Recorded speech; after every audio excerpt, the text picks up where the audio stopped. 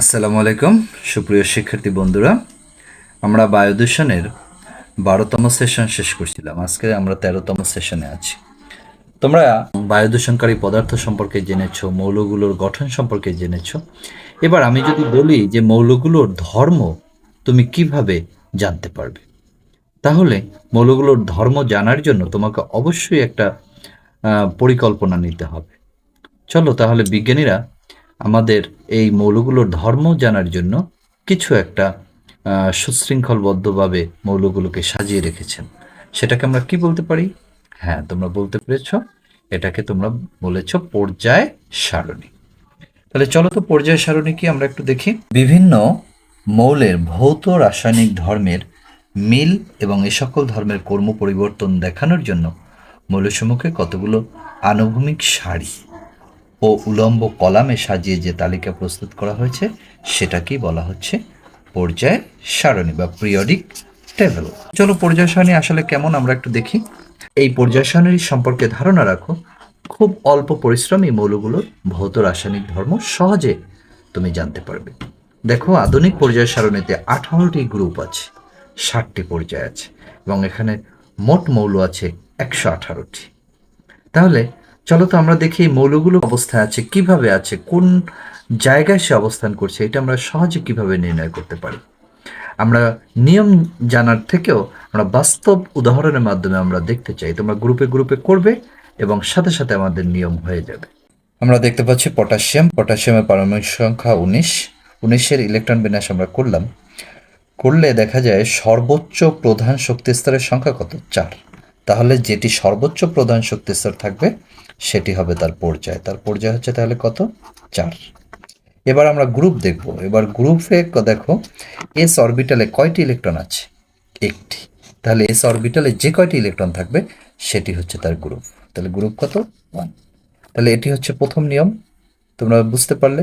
তাহলে যে কোনো মৌলের ইলেকট্রন বিন্যাসে এস অরবিটালে ইলেকট্রন গেলেই তোমরা এভাবে গ্রুপ নির্ণয় করে ফেলতে পারবে। তো চলো আমরা আরেকটি দেখি। ক্লোরিন দেখো, ক্লোরিন ইলেকট্রন বিন্যাস তোমরা করেছো, তোমাদেরটা আমি তুলে ধরছি।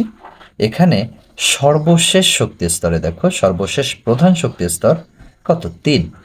এই তৃতীয় শক্তি স্তরে এস অরবিটালে ইলেকট্রন প্রবেশ করেছে 2টি এবং 5টি। তাহলে এর গ্রুপ কত হবে আমরা একটু দেখি। তাহলে পর্যায় তোমরা জানলে, পর্যায় হবে কত? যেহেতু 3, তাহলে পর্যায় হবে 3। তাহলে গ্রুপ কত হবে? গ্রুপ হবে, এখানে আছে এস এবং পি অরবিটালে যদি ইলেকট্রন একসাথে প্রবেশ করে তাহলে সেই ইলেকট্রনের সাথে যোগ করতে হবে 10। তাহলে কত আসে? 5 আর 2 7। 7-এর সাথে 10 যোগ করলে গ্রুপ হবে কত? 17। সালফার ইলেকট্রন বিন্যাস দেখতে পাচ্ছ, এখানেও সর্বশেষ প্রধান শক্তি স্তর হচ্ছে 3। তাহলে পর্যায় হবে কত? পর্যায় হবে 3। গ্রুপ হবে কত? এস এবং পি অরবিটাল একত্রে ইলেকট্রন প্রবেশ করলে তাহলে 4 এবং 2 কত আসে? 6। 6-এর সাথে যোগ করবো আমরা 10, তাহলে কত আসে? 16। তাহলে তোমরা এভাবে নির্ণয় করতে পারবে। এটি হচ্ছে নিয়ম 2। চলো আমরা 3 নম্বর নিয়মটা যাই। আয়রন ইলেকট্রন বিন্যাসটা করি 1s2 2s2 2p6 3s2 3p6 4s2 3d কত আসে? 10 আর 10 20, 20 আর 6 26। দেখো, যদি ইলেকট্রন বিন্যাসে সর্বশেষ শক্তি স্তরে আগে যদি ইলেকট্রন ডি অরবিটালে প্রবেশ করে তাহলে তার গ্রুপ নির্ণয় করতে হলে অবশ্যই ডি অরবিটালের সাথে এস অরবিটালের ইলেকট্রন যোগ করতে হবে। তাহলে কত আসে? 6 আর 2 8। তাহলে এর গ্রুপ হবে কত? 8।